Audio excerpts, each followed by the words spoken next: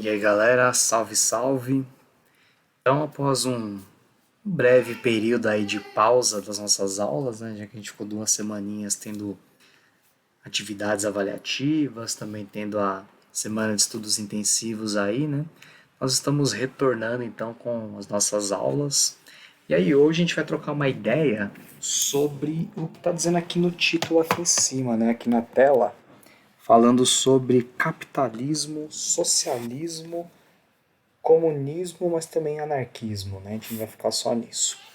Se a gente pega a matriz curricular de vocês lá, né, o currículo do Estado, eles pedem, né, que a gente trabalhe com vocês a questão, né, sobre socialismo, comunismo, o anarquismo, para vocês terem contato com essas ideias, para saberem de fato o que é. Porque a gente ouve muito falar, fulano é comunista, né? Fulano é socialista, tal, tal, tal. E aí fica muito nesse senso comum, né, de falar, de acusações, enfim. Mas é importante a gente saber, né, de onde vêm esses termos e o que eles significam, o que eles são de fato. Então, hoje a nossa aula aí, né, dessa semana, nossa missão é nesse sentido, certo? Então vamos lá. A origem desse de esquerda a direita, né? Vamos começar por isso daí. Então, começou onde? A gente acabou de estudar sobre a Revolução Francesa, que foi o nosso último tema, certo? O tema 8. Revolução Francesa venceu, o rei Luís, né? 16 decapitado, a República é colocada em prática, e aí a Assembleia Nacional Francesa já existia como nome de Assembleia Nacional, só que aí, conforme a República e a Revolução Francesa vencem, então ela começa a receber o nome de Assembleia Nacional Legislativa Francesa, o parlamento. Então, o parlamento francês ele entra em vigor com força mesmo, de voto e de voz também. Então, aqui acabou ficando um pouquinho desconfigurado. No Word normal estava bem, mas aí como eu coloquei aqui na internet para poder passar a tela para vocês, acabou desconfigurando um pouquinho, mas ok. Obviamente o parlamento fica aqui no centro, né? Então esse aqui é o parlamento. Então a posição onde cada grupo se sentava no parlamento foi que criou a ideia de esquerda, direita e centro, certo? Então vamos começar pelo centro. O centro eram os caras chamados de da planície, que eram os montanheses, né? Maré também, em francês, né? Então eles recebiam alguns nomes aí. Por quê? Eles podiam apoiar os jacobinos, mas também podiam apoiar os girondinos. Dependia da circunstância, do que estava em jogo, de qual era o interesse deles naquele momento. Então eles dificilmente vinham com ideias próprias para as sessões, né, para as votações do parlamento francês. Ou eles iam em apoio aos girondinos, de acordo com a circunstância, ou em apoio aos jacobinos, certo? Aí a gente vai para as pontas, para os extremos da situação. Então, à direita do parlamento, né, à direita daqui da galera do centro, dos da planície, dos montanheses, nós tínhamos os jacobinos, que aí era uma galera originária das classes mais ricas, tipo os grandes comerciantes da época, né, os burgueses, eles ficavam no lado direito do parlamento. E aí eles eram favoráveis ao quê? Justamente ao conservadorismo e no conservar dos direitos da elite. Para essa galera aqui, para os jacobinos da direita, a elite tinha os seus privilégios, tinha os seus direitos, que tinham que ser diferentes do restante da galera, do restante do povo, dos trabalhadores, né, dos mais pobres, dos camponeses. Então, eles eram favoráveis que esses privilégios e esses direitos diferenciados das classes mais ricas fossem mantidos e existissem. Certo, aí lá na outra ponta, no outro extremo do parlamento francês, se sentavam os girondinos.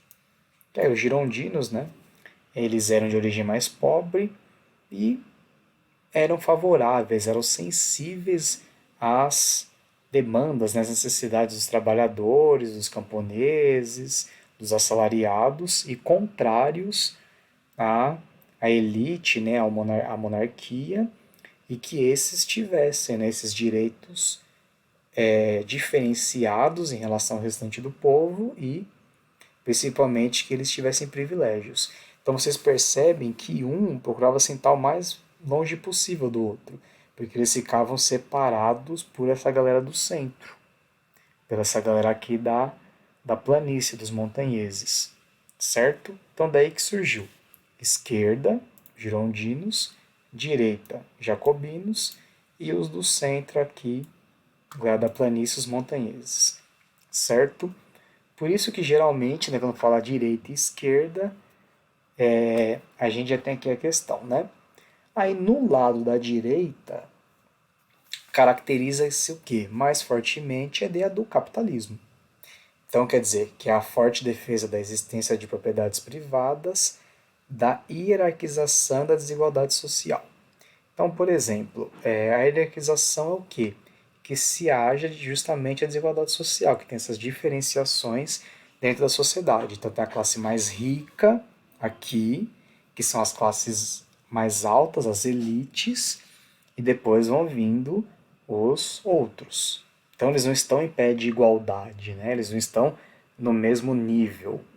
Essas classes mais ricas, a elite está no nível acima, e os trabalhadores, que são, né, os explorados pela elite, vêm no nível inferior.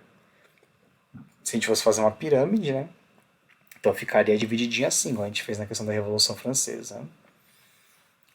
E aí, como que funciona numa sociedade capitalista, né? A sociedade capitalista, ela divide os indivíduos em classes sociais. Então, geralmente a gente fala aqui, classe A, classe B, a C, a D, a classe rica, a classe pobre, a classe trabalhadora, a classe empresarial, a classe industrial, a classe política. Então tem sempre essas diferenciações, né? E é de acordo, óbvio, com a quantidade de dinheiro que essa galera possui. Porque não adianta você ser um comerciante, porque obviamente a gente percebe isso e não adianta ninguém vir me falar que o comerciante que tem um mercado aqui na quebrada, ou que tem um comércio aqui na periferia, ele é visto dentro do capitalismo da mesma maneira que o dono de uma grande rede de supermercados, que o dono do Pão de Açúcar, que o dono do açaí, enfim, do Carrefour. A gente sabe muito bem que não é. Por quê? Ele é um detentor de meio de produção, como a gente diz, da mesma forma. Os dois possuem um comércio ali que gera riqueza, mas não dá para comparar, né? Então a quantidade de dinheiro é extremamente importante na sociedade capitalista para diferenciar esses cidadãos aí, esses indivíduos. Então a gente tem os dominados explorados, que são os trabalhadores assalariados, tem a classe média, que são esses detentores das ferramentas do seu trabalho, mas precisam trabalhar para garantir o sustento. Geralmente o dono do mercado aqui de bairro. Geralmente o dono ele trabalha de alguma maneira naquele mercado do bairro. Mesmo que não seja sempre, o dia inteiro, ele faz algum tipo de trabalho naquilo ali, nem que ele cuide das contas, por exemplo. Mas ele faz. Agora, a classe dominante, na elite mesmo, verdadeira, essas classes altas, elas são detentoras do meio de produção, quer dizer, elas são possuidoras de algum tipo de empresa que gere riqueza e geralmente não precisam trabalhar. Se trabalham, fazem porque gostam, porque querem ou por algum outro motivo, mas não que haja a necessidade. E aí na sociedade capitalista, por exemplo, o dinheiro ele tem uma função, ele tem uma característica, ele é visto de que maneira? Ele é utilizado, por exemplo, de forma de lucro. Porque a gente tem o dinheiro. Mas o que é o dinheiro propriamente dito? Ele é utilizado com bens para o próprio consumo. Isso é dinheiro. Então, se eu tenho R$ 20 ali, eu vou na feira, Por exemplo, eu vou ao mercado, isso é dinheiro. Agora, o lucro no capitalismo, que é o mais importante para a sociedade capitalista e para os capitalistas principalmente, é o mais importante, porque é um dinheiro a ser investido. Então, por exemplo, o capitalista ali, ele gasta R$ 20 com alguma coisa, por exemplo, a indústria. Ele é dono de uma indústria, ele gastou R$ 20 para produzir um tênis. Vamos supor, é um tênis da Nike, da Adidas, da Puma, a marca que seja. Ele gastou, por exemplo, R$ 20 para fazer aquele tênis. O que não é absurdo, viu? Gasta-se mais ou menos isso. E vai vender por quanto? 200, 300, 400, 500, 1000. Então olha o lucro aí. Gastou-se R$ 1000 para produzir aquele tênis? Não. Mas ele é vendido a R$ 1000 por quê?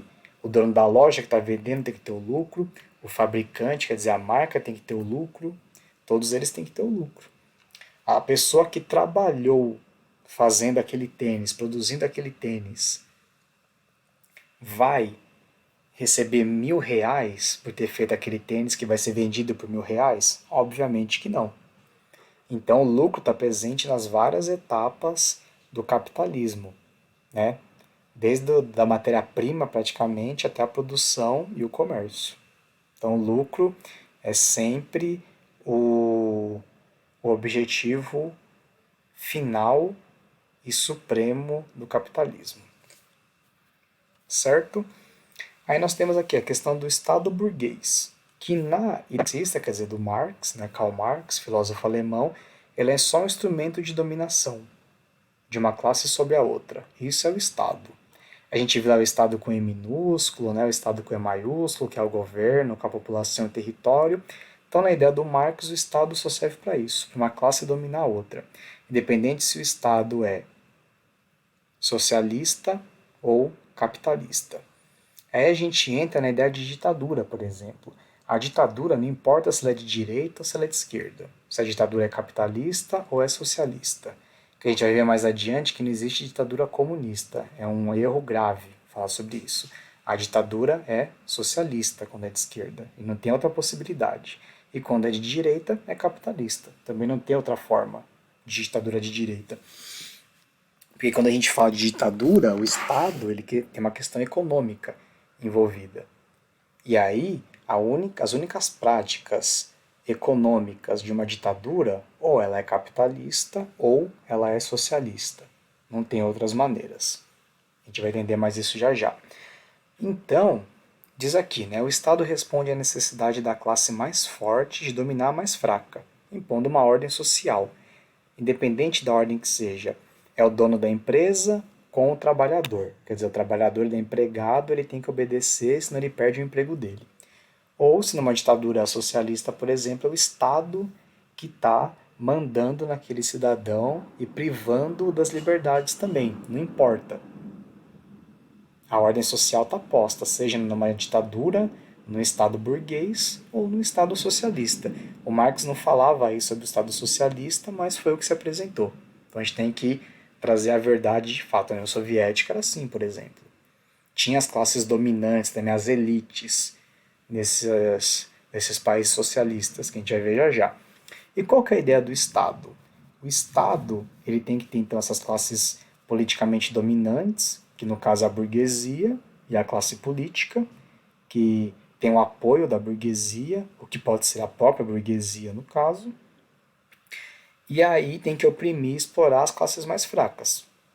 Camponeses, trabalhadores, classe pobre, não importa quem seja. Sempre vai ter uma classe mais forte, uma dominante, e uma classe mais fraca, que é a dominada. Certo? E aí no Estado burguês as leis recaem sobre quem com mais força? Sobre o povo. Então basta a gente ver aqui no Brasil, por exemplo. O Brasil é um Estado burguês, né? Que é capitalista. Obviamente o Estado burguês só acontece no Estado que é capitalista. Então, uma pessoa rica comete um crime que é o mesmo crime de uma pessoa pobre, a gente sabe quem vai ter muito mais possibilidade de ir para a cadeia e de ficar mais tempo na cadeia, obviamente, por conta desse crime, e o tipo de cadeia que cada um vai parar. Então a gente sabe muito bem. que as pessoas ricas são mais privilegiadas nesse sentido. Normalmente elas não são presas, quando são, elas saem com muito mais facilidade, com bem menos tempo de pena cumprida que uma pessoa pobre. Então esse é o Estado burguês. Por quê? No Estado burguês, o papel do povo, quer dizer, dos mais pobres, é obedecer e acreditar nessas leis e nesse Estado burguês. Né? A contestação não é algo que faça parte, independente se é uma ditadura ou se é uma democracia. Em revolução, nós já falamos sobre revolução no começo do ano, né? Vai ficar aqui para vocês verem, eu vou disponibilizar também o material, mas nós já conversamos muito sobre isso. E aí a gente chega na ideia do socialismo. O que é o socialismo? É a estatização dos meios de produção. Quer dizer o quê? O Estado, quer dizer o governo, ele é dono dos meios de produção. Então não tem propriedade privada, não tem os empresários, não tem capitalismo. Então tudo que é da iniciativa privada, quer dizer, de algumas pessoas no capitalismo, no socialismo é tudo do governo, é tudo do Estado. Consequentemente, como o Estado domina tudo isso, ele tem que ser garantidor de condições básicas, mínimas, de sobrevivência para a sua população. E quais são essas condições mínimas de vida? É o que está dizendo aqui, né? Seria trabalho, habitação, vestuário, quer dizer, roupas e alimentação. Isso é o básico. O Estado não precisa garantir, na ideia do socialismo, nada além disso. Que isso é o essencial para se viver. E todos têm que ter isso. Por isso que não tem classe social. Né? A ideia do socialismo, né, do Marx, por exemplo, era essa, de que não havendo classes sociais, não teria esse conflito de interesses entre as classes e automaticamente haveria uma igualdade de condições. Né? Já que não tem o capitalismo, não tem iniciativa privada, não tem propriedade privada, tudo é do governo, e o governo garante para as pessoas as condições mínimas de sobrevivência de forma igualitária, quer dizer, ele não dá a melhor condição para ninguém, todos têm a mesma condição, as desigualdades não existiriam, consequentemente, por não haverem classes sociais. Porém, contudo, entretanto, todavia, mas, na prática não foi assim. Porque nos países em que o sistema socialista foi adotado, teve sim separação em classes sociais. A gente tem que deixar isso muito apontado. O professor Luiz é de esquerda? Sim, o professor Luiz é de esquerda, só que a verdade tem que prevalecer. Então o socialismo, ele, tanto que a gente fala socialismo científico, utópico, né, são diferentes. O utópico foi aquele que o Marx pensou. O científico, né, o real, foi o que aconteceu, que foi completamente diferente das ideias do Marx e de outros filósofos, pensadores aí do socialismo, antes dele virar prática. Então, por exemplo, nos países socialistas, o que aconteceu? A importância do indivíduo era de acordo com o papel dele na produção. Quer dizer, no trabalho, e não pela quantidade de dinheiro que ele possuía. Até porque o dinheiro era o mínimo para ele sobreviver, como está dizendo aqui. Porém, tinha uma elite socialista, que era formada pela alta cúpula do governo, que eram os membros mais destacados, mais importantes, mais influentes, os famosinhos, vamos dizer, de cada partido comunista local. Então, a União Soviética, Partido Comunista Soviético, que é o central, tinha lá os figurões do partido, que levavam uma vida muito melhor e muito mais cômoda que o restante da população. Até hoje em dia na Coreia do Norte é assim. Eu deixei um documentário para o pessoal do terceiro ano ver. Por exemplo, quem possui carro na Coreia do Norte? Só os membros do partido, né? Os altos membros do partido. População em geral só anda de busão, é só de transporte coletivo. Porque só podem ter carro quem é do governo. Então percebem-se que a teoria era uma coisa, a prática foi completamente o avesso, completamente diferente. Certo? Aí para a gente ver a diferença de comunismo para socialismo, quer dizer, propriedade comunal coletiva, não tem nada que é do Estado. Por quê? Porque não tem Estado no comunismo, não tem governo. O comunismo ele abole e abomina a ideia de Estado. Então é por isso que a gente fala, não pode ter uma ditadura comunista. Porque para se ter uma ditadura tem que ter o governo, um Estado. E o comunismo não admite governos, não admite Estado. Então, assim como no socialismo, tem a extinção das classes sociais, qualquer tipo de hierarquia, então não tem, né, o presidente, o vice-presidente aqui do socialismo, né? Igual tinha lá o Stalin, por exemplo, na União Soviética, né, o Fidel Castro em Cuba. Não, no comunismo não tem isso, né? Então qualquer forma de governo, qualquer ideia, qualquer maneira de governo é abominada por qualquer comunista. Porque na ideia comunista o cidadão se autogoverna a partir de uma consciência coletiva em relação ao trabalho, às tarefas, aos direitos e deveres que todos têm. Então cada um tem sua própria consciência daquilo que tem que fazer. Então o que é um comunismo, por exemplo, uma sociedade comunista? É uma tribo indígena. Porque ali dificilmente o indígena tem que falar para o outro, ó, fulano, hoje é o dia de caçar. Ele sabe que é o dia dele de caçar, que ele tem que caçar, tem que pescar, enfim, todos vão ter acesso ao que ele pescou, ao que ele caçou, o que ele pesca, né? E ou caça não é só dele ou da família dele, é de toda a tribo. Então as mulheres geralmente são as que plantam, que fazem agricultura. Tudo que for colhido ali é de toda a tribo. Então, por isso que é uma propriedade comunal coletiva, porque é de todos. Tudo é de todo mundo. A produção, a propriedade, a riqueza, ali é de todo mundo. Só que o comunismo, ele ainda aceita algum tipo de hierarquia, por mais que não seja uma hierarquia muito forte. Como, por exemplo, nas tribos tem o pajé e o cacique. Eles não mandam nos outros, só que eles são pessoas mais sábias, geralmente de maior importância na tribo, que são conselheiros. Então, normalmente, o que o pajé e o cacique dizem, né, aliás, serve de referência para todos. Porém, não é uma ordem, teoricamente, porque no comunismo não tem hierarquia, ok? Então essa é a ideia do comunismo.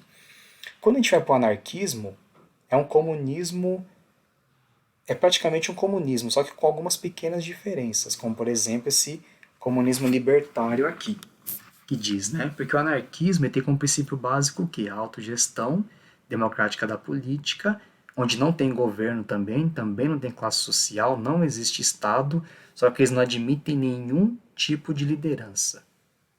Então, tipo, nem um pajé, um cacique, por exemplo, isso não teria numa sociedade anarquista. Porque não tem instituição econômica, a lei, também como no comunismo, é criada, exercida pela população, e como está dizendo aqui, também no socialismo e no comunismo, tem essa extinção do capitalismo. E como no comunismo, tem a extinção do Estado. Porém, nessa questão, né? O comunismo ele aceita algumas ideias de liderança e o anarquismo não. O anarquismo é uma autogestão da população mesmo, sem nenhum tipo de liderança que porventura crie algum tipo de hierarquia. Beleza? Então são algumas noções básicas, né? Vocês vão acabar vendo isso mais para frente, mas a gente vai encerrando por aqui para não ficar muita informação. Beleza, galera? Então, até as aulas. Valeu, se cuidem e fechamos.